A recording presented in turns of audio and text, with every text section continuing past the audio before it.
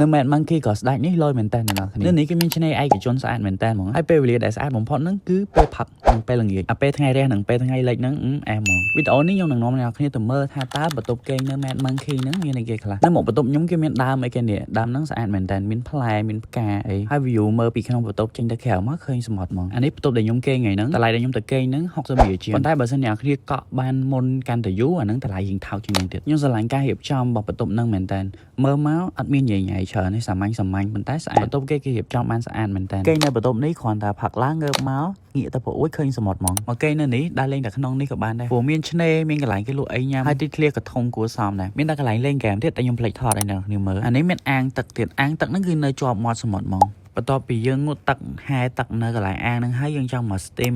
ចង់មក sauna អីក៏មានដែរមិនមានតែប៉ុណ្្នឹងណាមានតែកន្លែង gym ទៀតតែគ្រាន់តែរៀងទួយល្មមឯងអត់សូវធំឯងហើយកន្លែងទាំងអស់ហ្នឹងគេអត់គិតលុយបន្ថែមឯងពេលដែលយើងមកគេងនៅហ្នឹងយើងអាចប្រើប្រាស់សេវាកម្មទាំងអស់ហ្នឹងបានកន្លែងនេះជាកន្លែងយើងអាចមកអង្គុយញ៉ាំអីឬមកអង្គុយធ្វើការបានទីធ្លានៅហ្នឹងធំអ្នកនរគ្នាបើអ្នកនរគ្នាចង់មកគេងលក្ខណៈជាដមអាមកបន្ទប់មាន 3-4 ខែអីយើងគេងមួយខែតែឯងក៏មានដែរ